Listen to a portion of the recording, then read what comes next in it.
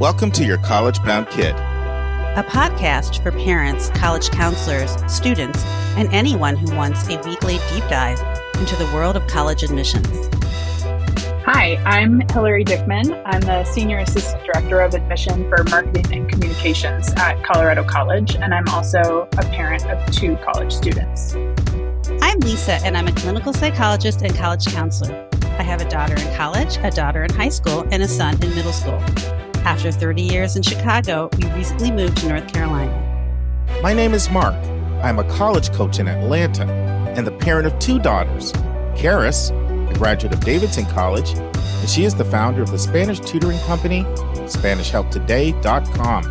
And Joy is a wellness coach at the Canaan Flagler Business School at the University of North Carolina in Chapel Hill. And I'm so blessed to be able to work alongside both my beautiful daughters at School Match for You, a college counseling firm that I founded in 2010. This week in the news, Hillary will answer a question from a listener who has heard that some colleges are using likes and shares to track demonstrated interest, and she wants to know if this is correct.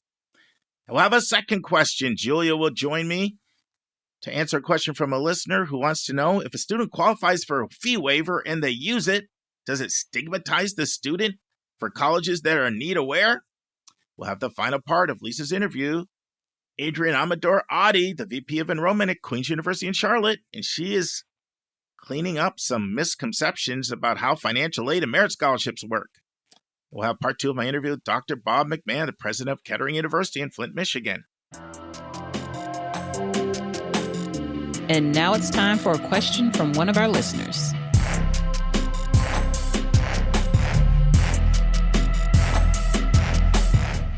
All right, Hillary, we have a question from a student. You know, we always prioritize questions from students. Yes. I'm going to play this question from Saul from New Hampshire. Hi, Mark. This is Saul. I'm a student in New Hampshire. We met a few weeks ago, and I have one more question about demonstrated interest in social media. I was told that some colleges use likes and shares on their social media platforms as demonstrated interests. But how could they know that my Instagram account is linked to the email that I'm using for college admissions? How are they tracking that? Thank you, Mark. All right, let's hear your words of inspiration on this one, Hillary. Well, this was such a great question. And I have also heard rumors that schools might use likes and shares as a way to sort of help them determine interest. But I don't know, I haven't heard any schools actually come out and say, yes, for sure, we are doing this, and how they're doing that. I think that's a great question, Saul. So I asked our director of admission, Matt, who's probably better connected with other colleges in the country than anyone else in our office. And he said he doesn't know of any that are using likes and shares and sort of attaching that to a student's file. And he also added, that seems creepy, which I agree with. So as I was thinking through how colleges might even be able to do that, I'm on the communications team at CC, so I'm pretty deeply engaged in this. We have our Instagram link at the bottom of every email, and I suppose there is probably a way that if you clicked through on that link, that they would have your IP address, and they might be able to track that somehow. I'm sure that there is software that does that. I have not talked to any admission officers who have told me that that's what they're doing, or that they're really investigating how students are using social media. So I wouldn't worry about it. It's certainly not, even if there are schools that are doing that, it's certainly not a primary way that they're determining interest. I think that the best way to use social media is to learn about colleges. I think there is a really great use case for that, but I wouldn't think of it as a way to show formal demonstrated interest or as a replacement for other forms of engagement, like showing up on a college campus at, a campus visit or an open house or going to a high school visit or something. Or a virtual visit. Yeah. Yeah. Yeah, no, I don't know of anybody doing it either. So that doesn't mean that nobody's doing it, but it's definitely not a primary method that's used. It's just definitely not. There's so many better ways that schools could do that. Yeah. Even quite honestly, I know this is creepy as well, but just looking at your website engagement, that's going to be a better way. Yeah. It really is. I would say, like, if you hear an admission officer say to like and share their posts in order to show interest, I would ask them, oh, that's really interesting. How do you guys do that? Like, tell me about that process, because I would love to know if schools are actually doing that, or if sometimes I feel like we just start talking as admission officers, and sometimes just stuff comes out of our mouths and it may or may not be like, it might be a young admission officer who's just repeating something that they've heard somewhere else and it may not be true. Or somebody who is just sort of chatting and has lost track of what they're saying. And so I would challenge them on it. And if it's true, like, I want to know how that's happening. I think that that's a totally fair question. Yeah, and I'm really glad you said that, because I just want to be emphatic about the fact, like, just because I don't know of anybody doing it doesn't mean it's not being done. Yeah.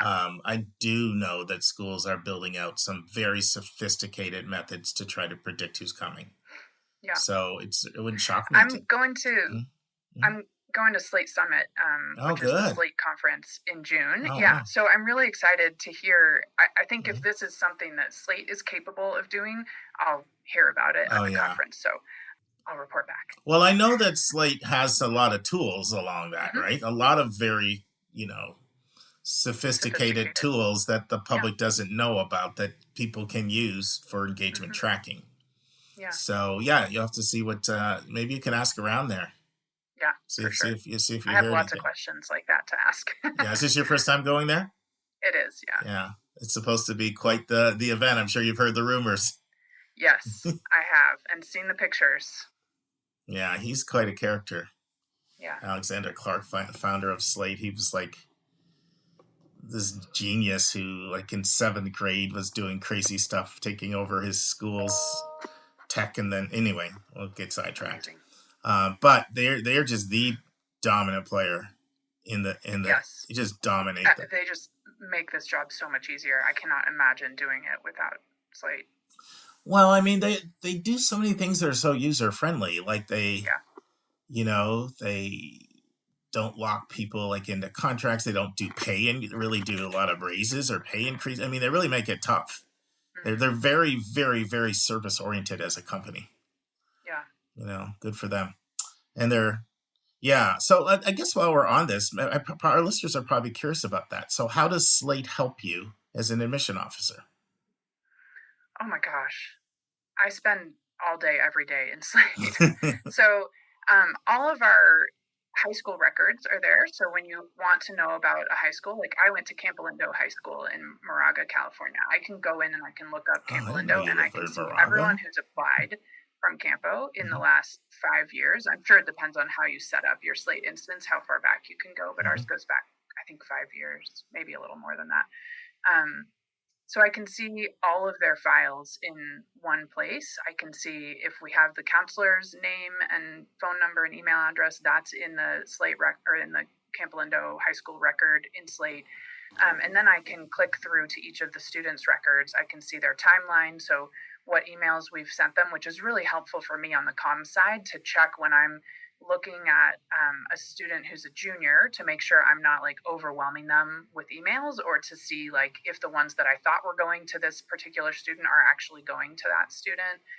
And then we track all of our events in there. So any event that you sign up, you'll notice when you sign up for like virtual visits or on-campus visits that most colleges' forms look very similar. That's because they're all housed in Slate on the back end. And so there's a lot that we can do to customize it, but a lot of it also ends up looking really similar.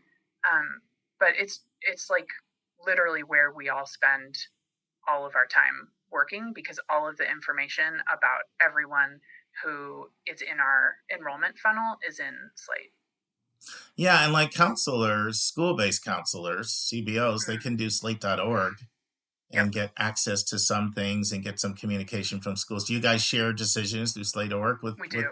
So that a lot of people... Yeah, I've heard it's not as user-friendly on the Slate.org side. It's really user-friendly on our side. There are some things that certainly could be improved, especially on the comms side, but it's very user-friendly, I think. but I've heard it's a little bit harder to use on the counselor side. And do you like read through Slate too? Like, do you have like your applications like uploaded and interfaced through Slate, and you can dissect them the way you want? And each school can kind of have some customization there, you know? Mm-hmm.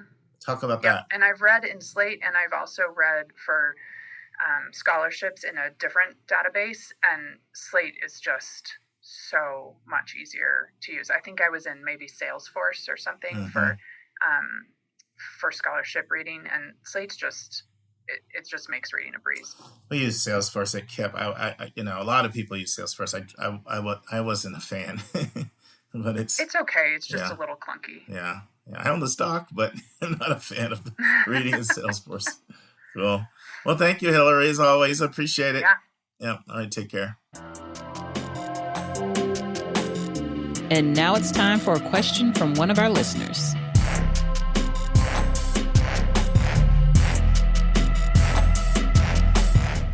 All right, we've got a listener from Maryland. Some good questions, aren't they? Yes. These are really nuanced in like a great way. I know. I'm going to play the question, and Julia, chime in. Let me know your thoughts. Hello from Maryland, YCBK team. I'm hoping you can help with the fee waiver dilemma.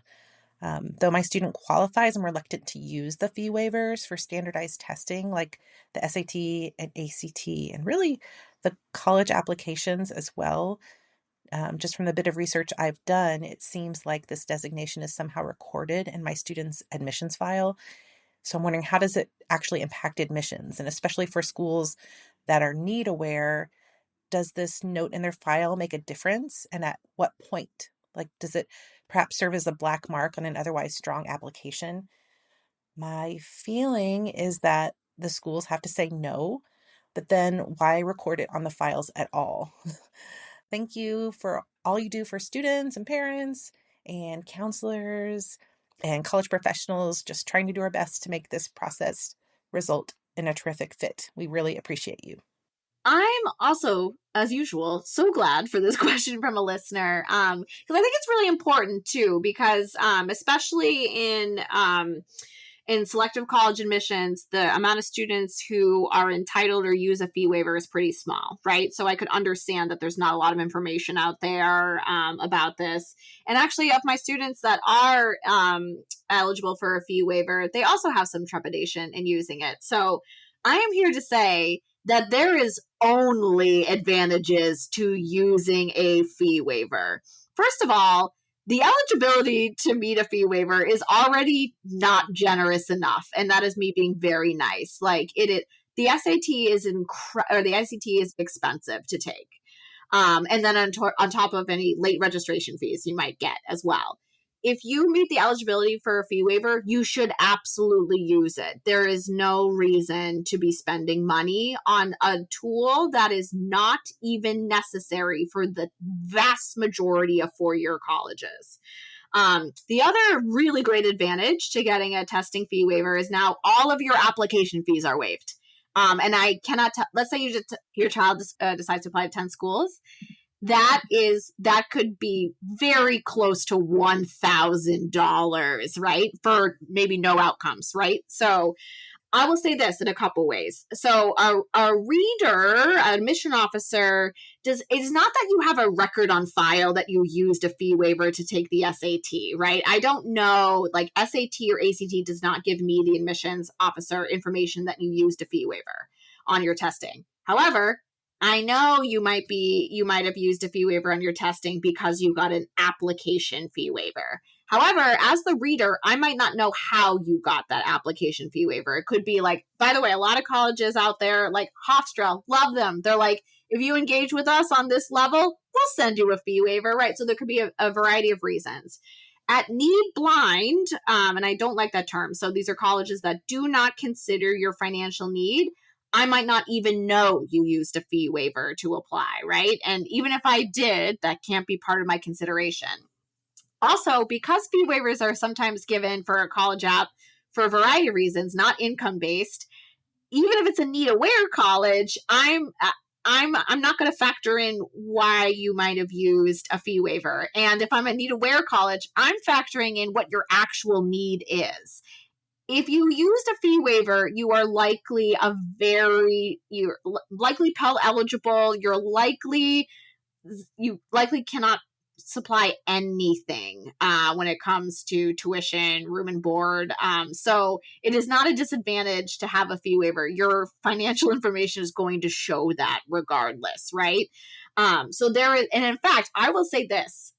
A lot of colleges actually get very excited when they see you are a fee waiver student. It would very much like to enroll you. Harvard has a term called LOFI. That's high financial need. That is a hook for them.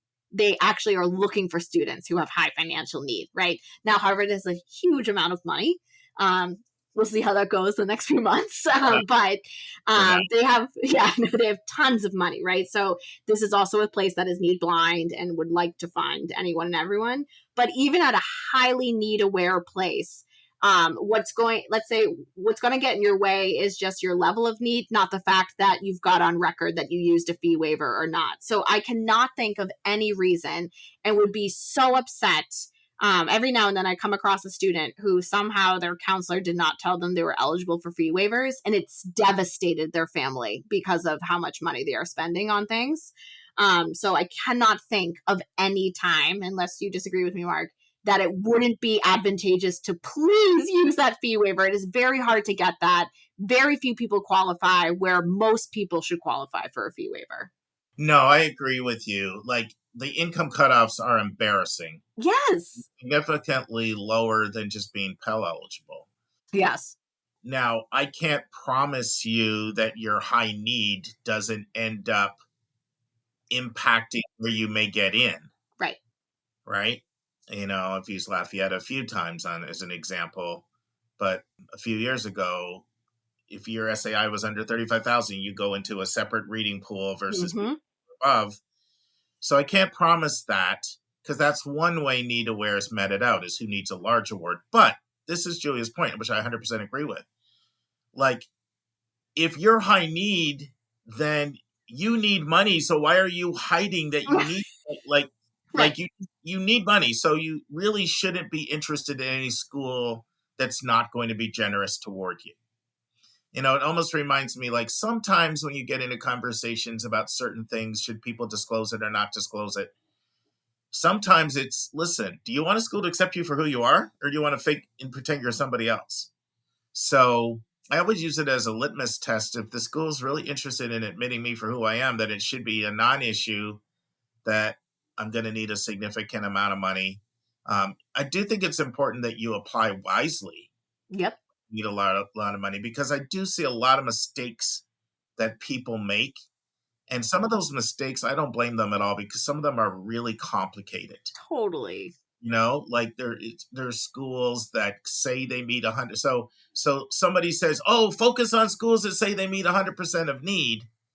But then they apply to some of those schools, and some schools, especially with low endowment per students that are on that list, they so want to be in that club, to be in that associated in that group, that they really stretch it. And Julie and I have had this conversation off the podcast before about schools that say they meet 100% of need, and we just don't believe them. No, in fact, we even had one this year, Mark, where I texted you because I was like, this has to be a clerical error. And you're like, no, that is indeed a $56,000 Parent Plus loan. I was like, I didn't even know those existed. Yes. And I'm used to seeing them. Especially when I was a kid. So go ahead and use it. Please. And don't be ashamed. Be proud. Yes. And also, don't have imposter syndrome. Like, they're lucky to get your kid.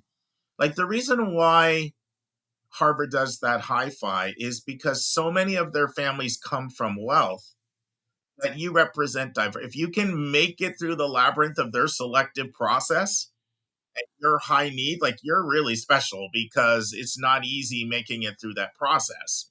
And so you're going to be a standout. Yep. And you're going to be bringing a perspective to the dorms and to discussions that they need more of.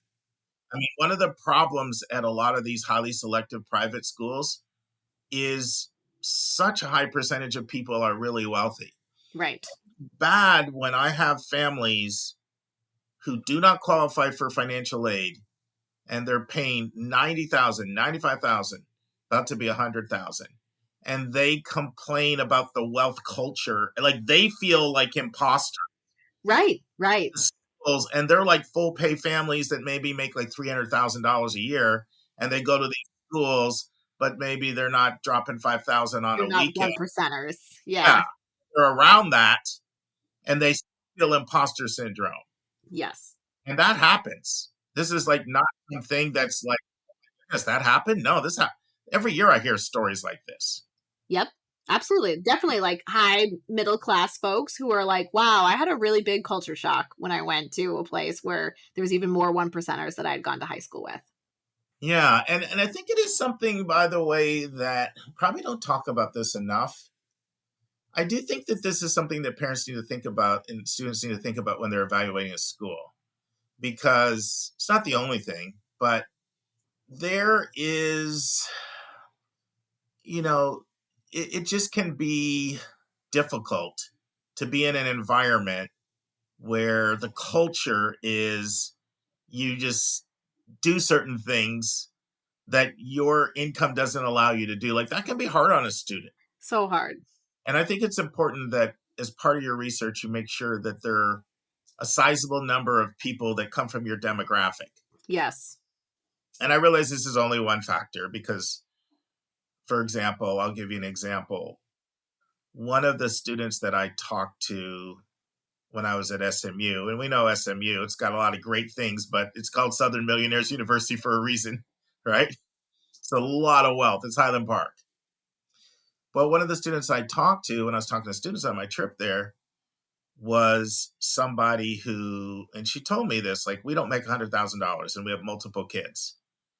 And she talked about how difficult it was, but she also was like, I have no regrets though, because I see the opportunities that kids come out of the Cox Business School and the kinds of jobs they get. Yep. And sure, it's difficult now being around this level of wealth, but one, I'm being prepared for the real world. And two, like I can change the whole trajectory of my whole family because I'm on a financial path to change that. Right. So, so it's not so one dimensional. Well, if you hear that thing, then you don't go. You have to factor all things when you decide if an environment is going to be, in the best interest of it. And this student took a really positive perspective that I'd rather learn what this lifestyle is like now because it's going to hit me in the real world. I'm just someone looking at investment banking and finance and doing all that, but not you're surrounded by that. And you do get more of that in certain things. Like you get more of it like in the fraternities and the sororities. Yeah. Definitely you get more of it there. You get more of it in business schools. Like you get more of it in certain places than others. I know I'm getting off topic a little bit, but the bottom line is you use that fee waiver. They're for a reason, and more people should be getting them. I agree. Yes. I agree 100%. I just don't want to imply that no school need to wear school sometimes just as part of their calculations. A lot of times they don't give that many large aid awards. Right. There's a limited number of large aid awards they can do and balance their books. So it's possible that being high, not so much the fee waiver, but just being high need. Yeah. Could come into play, and maybe not initially. You may not even know this. You may be in the class when they go through the reading, and then when they get to the shaping and they come back and they say we're $5 million over on our budget, and then right. That yes. happened in admissions, and I hated it because I was doing some multicultural recruitment, and those were some super talented kids that I was really excited about, and sometimes they got cut because right. budget, and we're like, we got to look at like where we can shave 50,000 here, not like 5 or 10. Right. Exactly. And I think that's such an important point because I also want, I forget sometimes we've worked on both sides of the desk, right? So like, I hope like when your child's file comes through and the admission officer does not see your CSS profile or FAFSA information, right? They might see that you've checked the box that yes, you've applied for aid, but I don't really pay attention to that because I've had plenty of 1%ers apply for financial aid, friends. Plenty. So I don't pay attention to that. And I read for a need-aware college, okay? what happens is I might know a student is need aware. At the time I make a decision on admission or the file, I am not including my thoughts on if you are need aware or not. It is just like Mark said. We get the admissions committee then gets all the details from financial aid that has said, if you were to admit all these students, this is what it would cost you. And then we go back and we try to find out how many more full pay kids can we take? How many more? So it is not that I see that you apply for financial aid or I see you used a fee waiver and I automatically don't read or consider your file seriously because I think you might be high need. That's not how need aware works. So it's really important that people know that. So I'm glad you mentioned that process, Mark. Yeah, and most admission officers even hate this part of it. They just want to take kids in the purest. Worst part, the crying part, is the hard part that they don't like, and but it is part of nonprofits are businesses. They have to balance their books, and different people have different levels of money. Yeah. But, yeah. No, you go use that fee waiver. Please. Please, please, please. Let's take a break to learn about Mark's recommended resource for the week.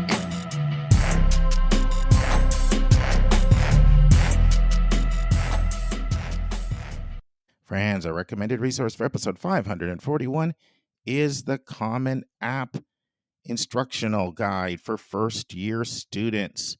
It's really called technically the Application Guide for First-Year Students. It's all about tips and best practices to give yourself the best chance of success. It goes through all 7 sections with lots of detail, lots of short videos, and we'll put the link in the show notes, but I can't recommend it more highly enough.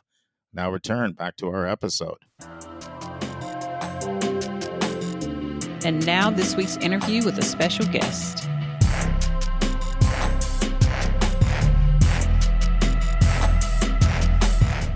Friends, in the final part of Adrienne Amador-Oddi's interview with Lisa, clarifying some misperceptions around financial aid scholarships, they start out by playing a concrete example. I played it last week, and I thought it was important to play it again in case we had new listeners. I didn't want them to miss it. And if you heard it last time, it wouldn't hurt to hear it again, just so it will stick. Of really the right way to approach an office, so you can see it in action if you are doing an appeal. Lisa asked Adrienne, how should a family initiate an appeal for reconsideration for more money? And Adrienne shares some of the different approaches that different schools use and what they ask you to do. Adrienne talks about how a family can know how much merit aid they can expect to get from a school. Adrienne talks about how more and more college are doing an early read. Listen and enjoy. It is tremendously helpful if families are specific in their ask. Sometimes people get really nervous about it.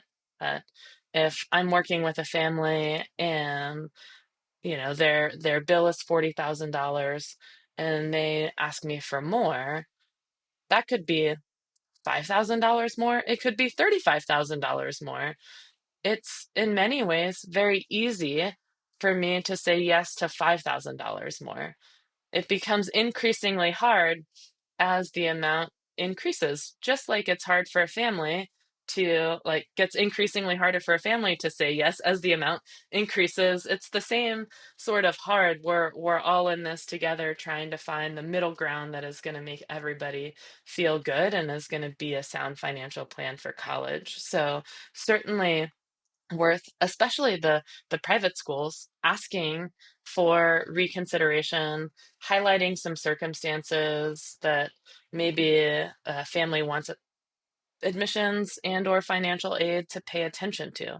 It doesn't have to be a new thing. It could just be more context in a family environment that no form, even the more complicated profile form, is not going to be able to capture. So that additional context is incredibly helpful for admissions officers. And so in our example of we've got a $40,000 bill, I've got a parent or a student, sometimes both calling and saying, we really want to be at, I'll use Queens as an example. We're so close to making it work, but my sister is a sophomore at UNC Charlotte, and I've got a little brother who is playing club lacrosse because he's going to be the next lacrosse star, and everything has gotten more expensive. I really want to be on campus. We're so close to making it work, but I need about $8,000 more. And I might call and say, you know, have we looked at our student loan options? How are we feeling about those? And oftentimes they get, I don't want to do that. Say, okay, let's talk about what $5,000 a year looks like actually in terms of payments when you graduate. And we do the math together, and people see, oh, it's maybe a couple of $100. I should be able to figure something like that out. So student or family say, we feel okay as we can about this $5,000. And I say, awesome. I feel great about adding the a $3,000 grant. And so now we together have come up with that $8,000 that was needed to close a gap. We did it together. Oftentimes, this is through conversations with students and families. It's great practice for students to advocate for themselves. It's great practice for families to work together. And a lot of times it can work out. Sometimes it doesn't, but we all tried. And I think that's a good lesson too. Like, the worst thing that's going to happen if a family asks for reconsideration is a college will say, we can't. And then you know what the total cost is and can start talking about payment plans to see if that makes it more viable. If not, the beauty of the college search is there should be lots of options at different price points and different experiences that people can go to, so that there is a really great option at the end of the process. Or how should families approach this? So, in your example, like you're, very generously picking up the phone, doing math with people, and I know that's part of like Queens is just a more hands-on kind of admissions process. But should people send an email? Should they write a letter? Should they make a phone call? What would be the best way to go about that? Sure. So on the other side of admission, sending an email or picking up the phone, oftentimes to an admission officer, they might not be the person who makes the decision, but at the point of yielding a student, they're kind of air traffic control. So either they can answer the question for you or help you find the right collection of things to do next. So, starting with the person you already know can be really helpful. Oftentimes, it is an email or a phone call. Some schools have an actual form that families need to fill out that is usually a lot simpler than a FAFSA or a profile, but again, just gives us a little bit more context, some common questions we're going to ask people anyway. So many of things in this process now is like navigated through various portals, and an admission officer can put a new form for a family to fill out on a family portal in the admit process. If we're talking earlier in the process, I think families starting in sophomore, junior year can begin to set a budget for college as a family in partnership with college counselors, school counselors, financial planners, so that as we go through the search, there's both the price we're able to pay, the price we're willing to pay, and the choices all kind of lining up. It's a lot easier to do the financial search and the experiential search in parallel than it is to get to the, oh, we've got these great options, and oh my gosh, I didn't realize we were going to be paying significantly more than what, the idea I had in my Yeah. head. Yeah, no, I that's so sad. I just was reading, because I'm like always looking at these like parent college groups on Facebook. Because frankly, I mean, I have a junior myself, so I need all the help I can get. And just professionally, like what kinds of things are people dealing with? And right now, there are so many people saying like, but I have this need, and like, how do they expect me to pay $92,000 a year at this school? And I can't afford that. And then they're kind of then having to break it to their kid that that's not going to happen, and everyone's upset.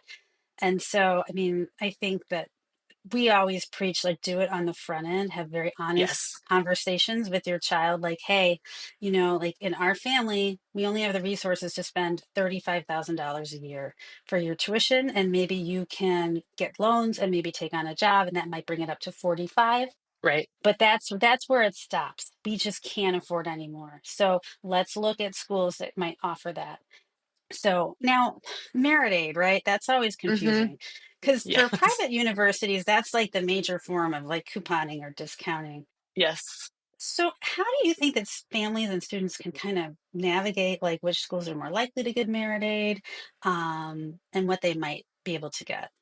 Sure. So many schools will put merit aid ranges on institutional websites. Sometimes it's really easy to find. It's near in admissions and scholarship sections. Sometimes it's buried in like financial aid compliance language. So it could take a little bit of time for a family to search a website, but it's usually there somewhere. Some schools will publish a grid so students can get a general sense of, oh, I have this GPA, and so I might be in this, this other merit range. For students and families, GPA can get a little bit funky. So it's safer to go off of an unweighted GPA versus a weighted GPA. Always better to get more money than expected than less. So that can give people a good start. There are also calculators on institutions' websites.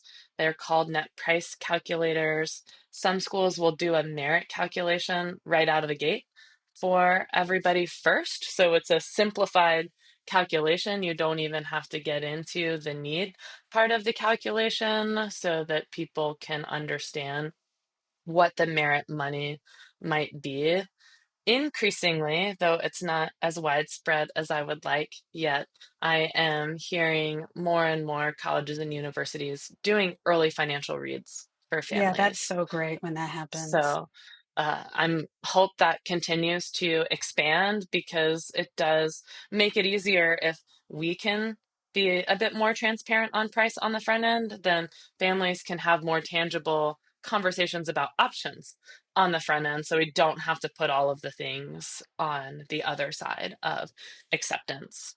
Right. And just for listeners, that's when you would submit, like, kind of a summary of grades and test scores and maybe activities, and like and ask like a school, like, what do you think? What's around the merit range that you might give? And some schools do it, not as many as we'd like from a college Right. counseling perspective, but I think it's so Yeah. great when that happens.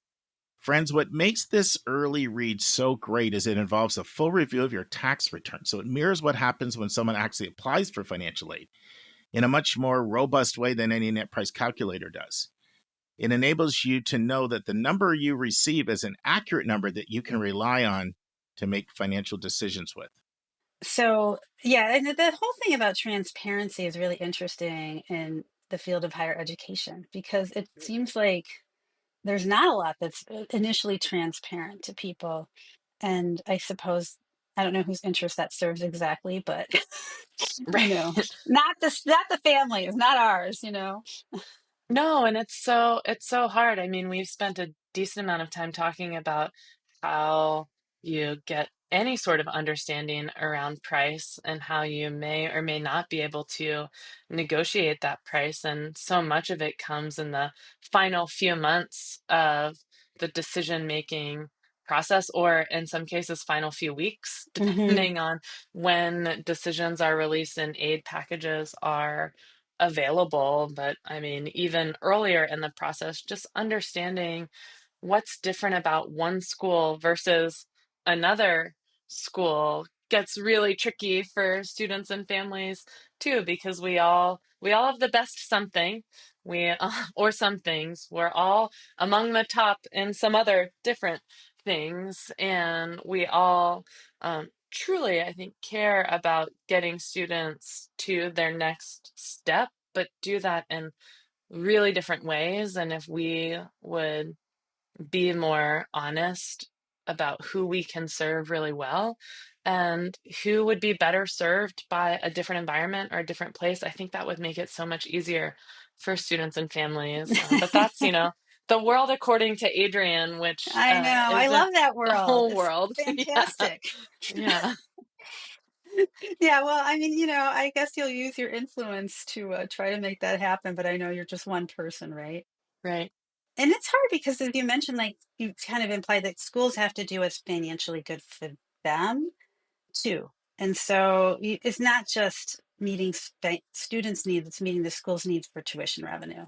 And it's just Right. this really difficult balance. And I think a lot of people think schools are nonprofits.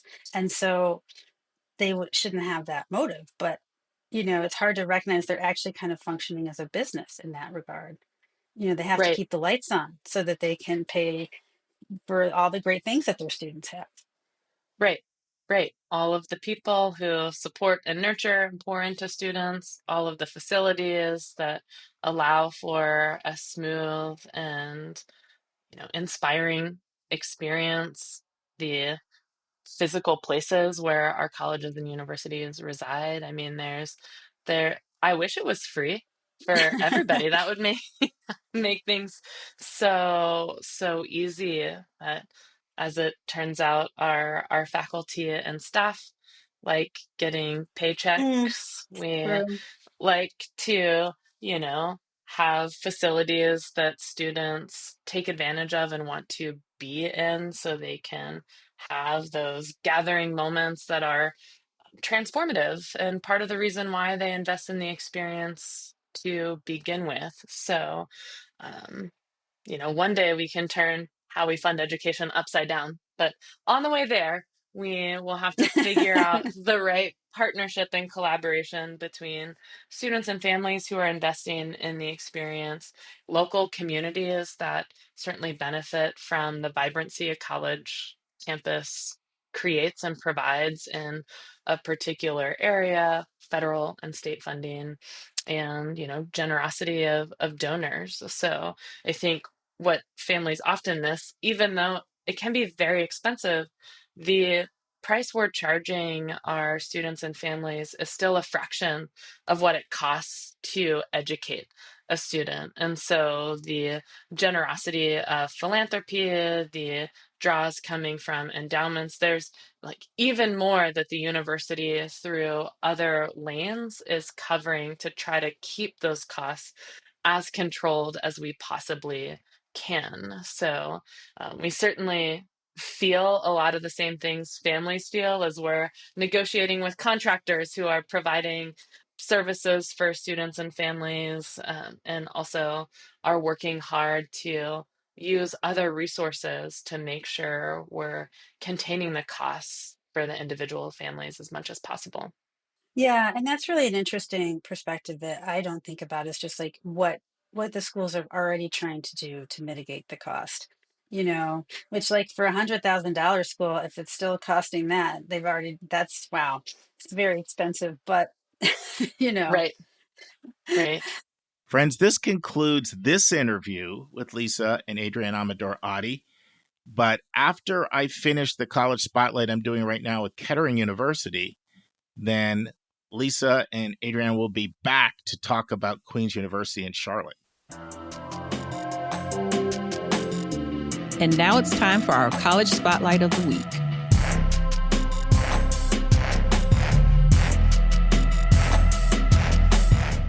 Friends, in part 2 of my interview with Dr. Bob McMahon, president of Kettering University, Bob starts out by letting us know the size of Kettering. Then Bob talks to us about the unique focus of Kettering. Dr. McMahon shares about half dozen areas where Kettering is particularly strong other than in auto-related majors. Bob shares the unique advantage that Kettering grads have. Bob gives us more details on how the co-op programs work for Kettering students. Bob tells us about the senior theses and the patents Kettering is known for. Bob walks us through what the Kettering onboarding process is. Bob talks about what the Kettering student is like. And finally, Bob talks about how they help guide the student who doesn't know what he or she wants to study when they arrive at Kettering. Listen and enjoy. Bob, share your most popular majors and let students know, or not students, let some students listen, but it's mostly parents and college counselors, to be honest. Like, how big is Kettering? How many students are we talking? Is it only undergrad? Is there a grad component? Share that data, and then also talk about your most popular majors. It is both undergrad and grad, but not PhD, so master's level programs at the graduate level. And we have about 1,500 undergraduate students. And so it's not a large program, but it is an intense one. And there are about 700 or 800 students on campus in any one of these sections. We have a faculty size that gives us an effective. This is not what IPEDS report, because IPEDS reports what they have a structure for how they calculate things. I think our student to faculty ratio is something like 13-1 in the official books. But if you take into account that only half of the students are here at any time, the effective student to faculty ratio goes down to about 8-1. So it's a very it's a small and very high touch community. There's a lot of support systems for students. There's a lot of support systems for them, not only in their academic pursuits, but also in their cooperative placements. Because again, we have kind of parallel functions that work with students, not just in terms of are they successful in calculus, but are they successful in their professional lives as well, and how does that translate to their career? So our cooperative services seamlessly kind of morph into career design as the student moves through the curriculum, because we're really focused on, once you graduate, what then? And how do you transition out of the university and into your chosen career? And so it really the size, because we have such a high touch and we have these two components that we manage together. That's a very good size for us, and we like the environment that it produces for students, and the students here, I think, do the same.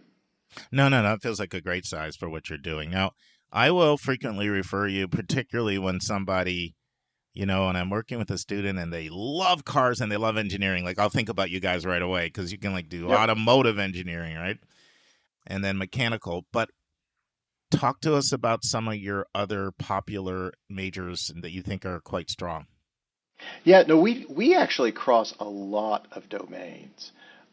We have 5 kind of targeted areas within the 5 focus areas across the curriculum, and those have to do with advanced mobility, and that's very broad. Kind of new energy technologies and new energy vehicles, intelligent manufacturing, artificial intelligence, and sustainability are kind of the overriding themes. We have programs in mechanical engineering and electrical engineering, chemical engineering, industrial and manufacturing engineering, business, and a variety of other engineering domains and minors. We partner with companies to provide these to provide our students for these co-op experiences, and their students are in very high demand among these companies. We're in automotive, of course. We're in healthcare, aerospace and defense, manufacturing, pharmaceuticals, information technologies, cloud computing. We're across the board in all of those domains. And so there's the opportunity for students to not only go through a curriculum in a traditional kind of engineering or science discipline, we're a STEM institution, STEM and business, but also to fashion a particular and a kind of customized path to address a particular interest that they have as well. One of the degrees we offer is a Bachelor of Engineering and a Bachelor of Science in Engineering, and that allows us to fashion kind of a customized path for students. I know you caught everybody's attention when you said students can get paid through these co-ops, and in some cases paid very well, because that's something when I explain co-op to parents and they find out now you're not paying the institution this time, your kid's actually getting paid. oh my goodness, they light up like a Christmas tree, you know? Yeah, and it's an important thing to emphasize. The students who participate at Kettering, the students who participate in these programs, they are employees of the companies that they are working with. And so they are eligible for all of the benefits of employment in addition to the salary. So many of our students in their co-ops are participating in retirement plans. Wow. They have access to other benefits. I was recently talking to one of our students. He's a junior. He's working he's in aerospace engineering, and he was working with one of the major carriers who is headquartered down south, and he was located in Atlanta. And one of the benefits that he had was he was able to, access open seats on any flight that they had out of Atlanta, Oh, wow. and kind of deadhead on the flights. And so he was listening to me. He was listening to me all of the cities that he had visited internationally over the past couple terms that he had, and I got to be a little envious when he got to the end of his list. Yeah, it depends on the company, of course, and what they offer. But many of our companies that we work with are multinational, so students have the opportunity to do part of their rotation into a domestic facility and then part of their rotation into an international facility. We have students that'll start in facilities or groups here in Michigan or in the United States, and then they'll be in Germany or in China.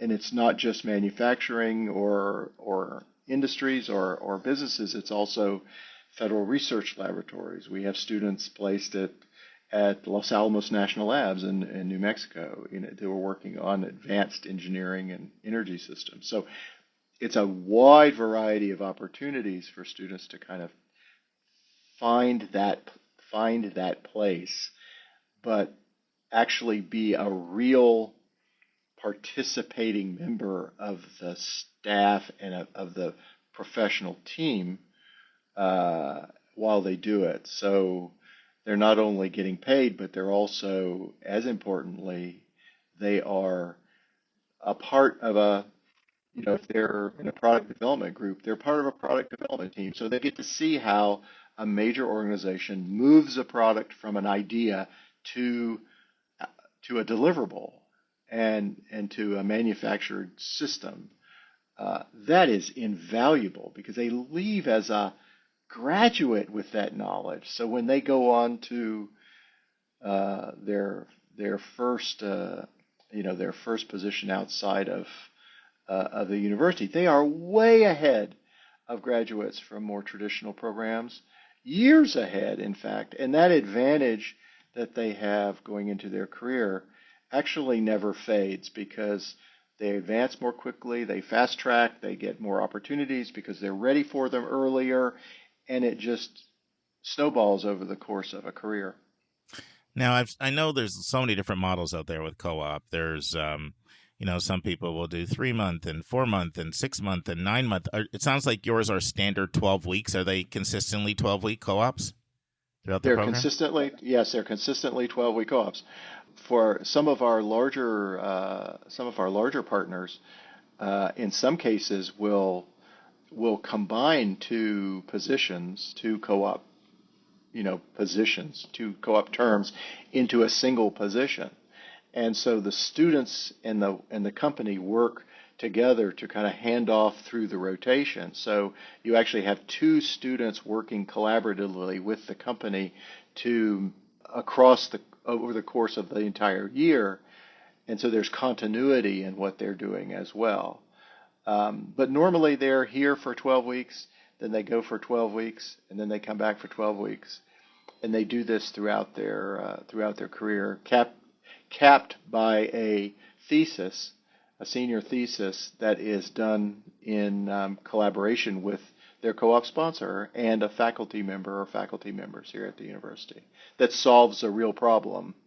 It's one of the reasons that we have an unusually high number of patents come out of our undergraduate students here because they're actually solving these problems, for they're real problems and they have real impact. I had one student recently that had 6 patents when he Wow. applications when he graduated. Sheesh. He was on 6 patents. Bob, walk us through the process from the time somebody is admitted and they show up in the fall all the way to when they do their first co-op. I think concretizing that would be helpful to our listeners. Like what goes into that? There's got to be some major selection. I know Northeastern has a class that students go through and sort of preparing people for the workforce. I don't know if they're like orientation, but just whatever you guys do from the time somebody starts to they do the first co-op. What are the things that happen, and what's the timeline on that? We actually start earlier than when they matriculate Nice. here. We start in their high school year. So when a student is coming to Kettering, we start engaging them in the second half of their high school year in a meaningful way. We don't just have a class to orient them. We have a whole onboarding process for students because we want them to be successful, and part of that success is understanding how to operate in a professional environment. And many students arrive in their senior year without any work experience whatsoever. And the ones that many who have work experience haven't worked in an office or in a professional environment. So they don't know. I mean, it starts with dress, with comportment. How do you communicate? Is it appropriate to text the president of the company? You're right. They need to be taught that, though. You're right. They need to know this, right? This is all important stuff because this is getting them ready to be a professional. And so we start that process early. We start with onboarding and we start with education, and we have opportunities online and in face-to-face on campus to work with students to start to prepare them.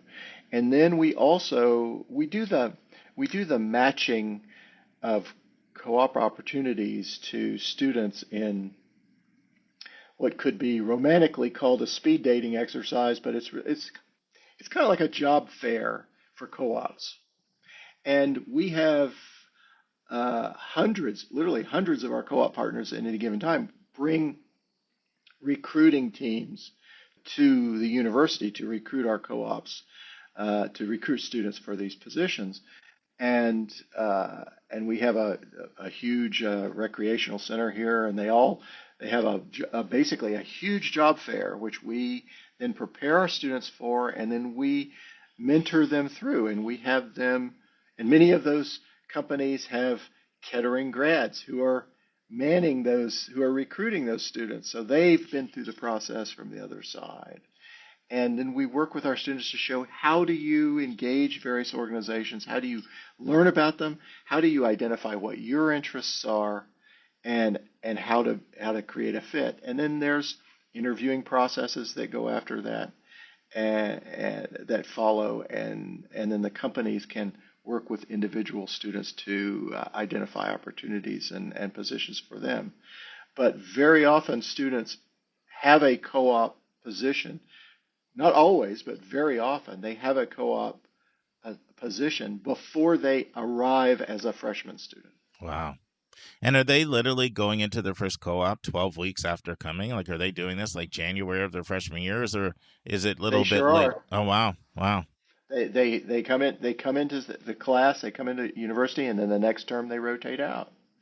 And that's why the support systems that we have created around this are very important. Sure.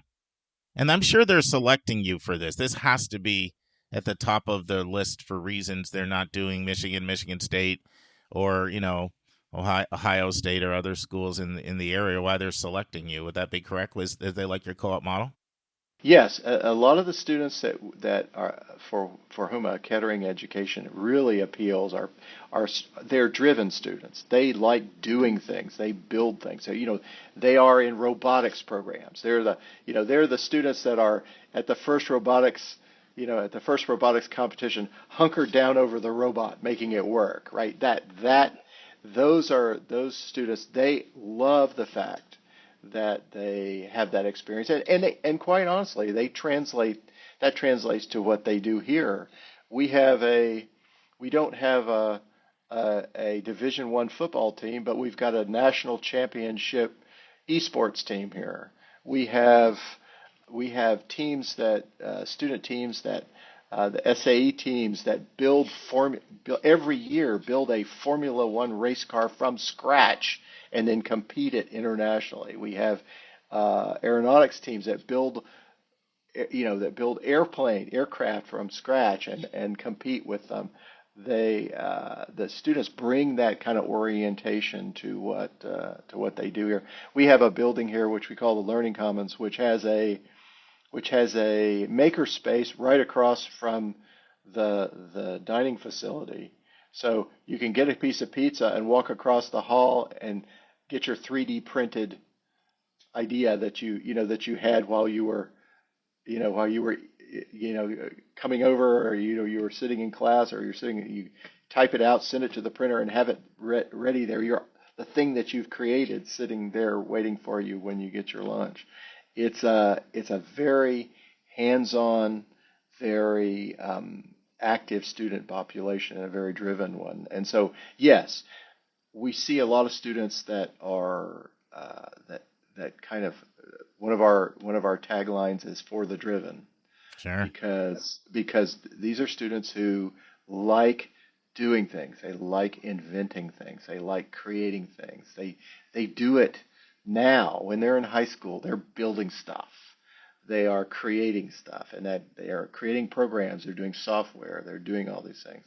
And so in that case, when you think about students like that, when you give them the opportunity to not only get a degree, but also be a practicing engineer or scientist in the area that they are fascinated by, while earning money doing it and gaining the practical experience, it's a win-win-win around. So one of the questions I can envision people having when they listen to this is, my student doesn't know what he wants to do or she wants to do. Like, I really like this co-op because I do believe in the balance between real world and classroom. That makes sense to me. And I also like the idea that they'll get paid, and I like the fact that they'll grow and they'll mature and they'll have skin in the game and all the other stuff we said. They'll get to confirm by doing what they love. It's very appealing. But my kid doesn't know if they want electrical or if they want mechanical or if they want chemical or if they want business. How do you help guide students to select the major that's, best in accordance with their gifts, talents, and interests? That's a great question. Roughly 50% or so of students come to us knowing kind of where they want to go. Now, they don't all stay there ultimately, but they come with a strong conception. The other half don't know exactly what they want to do, but they know that they want to do something in the engineering disciplines and something in the STEM disciplines or business, and they're not quite sure what. For most of the curriculum, for example, looking at engineering, for most of engineering, the first couple years of the curriculum are pretty much common between disciplines. They're not that different. It's really you start to specialize in the latter 2 years. And so there's an opportunity. We provide opportunities for students. We have, in the first year, we have a number of courses that are set to familiarize students with the different domains and what they do and how they respond professionally. And there's no requirement that you have a co-op when you come to the university. And there's no requirement that you stay in the co-op once you get one. And so there's an ability to change and to shift as your as your understanding of what you want to do changes and grows over the course of your education. And many of the students that are really unsure where they want to go can take advantage of those kind of table setting courses that say, okay, this is this kind of engineering. These are the types of things you work on here. These are the kinds of the kinds of companies, the kinds of organizations, the kinds of projects that you work on, and the diversity of opportunities. And many of our cooperative partners aren't looking specifically for a particular type of person either, because what they're looking for more than anything else is a Kettering student. Mm-hmm. Because they know that Kettering students go on to do, to be very, very high performers in their organizations, and so they can move a student around in their organization to kind of fit their talents as well. So that sounds a bit hand-wavy in the explanation, but the process actually works very well because there's time. There's time to understand in the first couple years what these different disciplines represent, and then shift appropriately as your personal understanding of how you want to go, what you want to pursue develops. No, that makes a lot of sense. Friends, this concludes part 2 of my interview with Dr. Bob McMahon, president of Kettering University. Hope you join us next week for part 3. On Monday's episode, I'm going to share a view I have that is pretty controversial. It is also the biggest area where I have changed philosophically as a counselor in the last 3 years. And I'm going to do this by sharing another conversation from the counseling room. This time we're going to the great state of Maryland, and a family's given me permission to share this with you. Then we'll take a question from a listener. Haven't selected it yet, but we're going to grab one.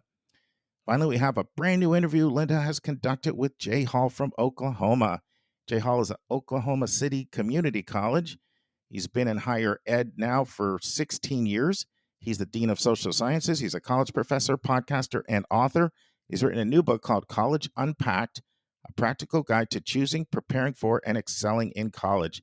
It's a very important interview. Linda and Jay will discuss how to successfully transition to college, how to excel in your first year of college. The whole interview is around 1 hour, 15 minutes, so we will chunk it out in 20-minute segments and run it over the next 4 weeks. Friends, other than the Bible, the book that has had the most impact on me is Dale Carnegie's How to Win Friends and Influence People. I've read it multiple times, and when I'm out gardening in the morning, I've been listening to it recently again on audible.com. And I heard about this study about 30 years ago, that more people are fired because they can't get along with people than any other reason. Not technical competence, getting along with people. And that really stuck with me. For Dale Carnegie's book, How to Win Friends and Influence People, they did copious research. Carnegie and a researcher spent 15 years reading everything they could get their hands on about human relations. They read over 100 books on Theodore Roosevelt alone. They spent 3 years studying Abe Lincoln. And I'm going to be sharing some of the best quotes from the book throughout 2025 with you. And today I want to close with one of my favorite quotes from Carnegie's book, which, by the way, was written in 1936. That's 89 years ago. And it's just as relevant now as it was 89 years ago. I can't recommend it to you more strongly. I'm here in Helen, Georgia with Karis. I just told her she has to either listen to or read this book. But here's my quote for the day. You can make more friends in 2 months by becoming interested in other people than you can in 2 years by trying to get other people interested in you. Did you catch that? You can make more friends in 2 months by becoming interested in other people than you can in 2 years by trying to get other people interested in you. Dale Carnegie, How to Win Friends and Influence People. See you on Monday, friends. And that's our show. Big thank you to you, our listeners, for tuning in this week. If you find this podcast helpful, please follow us and you will get every single episode as soon as they are released. If you want to support our podcast, you can click the share button and send it to your friends and acquaintances. You can say positive things about your college-bound kid on your social media feed. And you can help us stay commercial-free and pay our staff by donating on the yourcollegeboundkid.website. You can write a review for us on Apple or Spotify.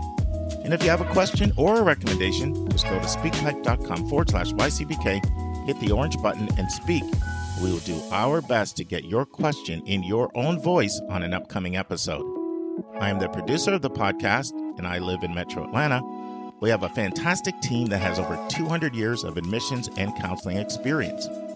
Shout out to our co-hosts, Dr. Lisa Ruff in North Carolina, Susan Tree in Pennsylvania, Vince Garcia in California, Julia Esquivel in Massachusetts, Linda Depker in Missouri, Andy Strickler, the Chief Enrollment Officer at Connecticut College, New London, Connecticut, Hillary Dickman, an Admission Officer at Colorado College in Colorado Springs, and our International Admissions Expert, Kevin Newton in Dallas, Texas. Our sensational sound engineer is Nemanja Motvich. Our amazing music is from Victor Allen Weeks. Marketing designs from Kimberly Bloss. Our reliable webmaster is Stylionis Dimitru. Website updates are done by Joyce Stucker. Our image editor is Vlad Honchar. If you want to have a coaching session with me, just text me at 404-664-4340. If you want to reach someone else on our team, all of our bios with contact info can be found at yourcollegeboundkid.com under the About YCBK tab. If you want to get our free monthly YCBK newsletter, YCBK Plus, it is also under the About YCBK tab.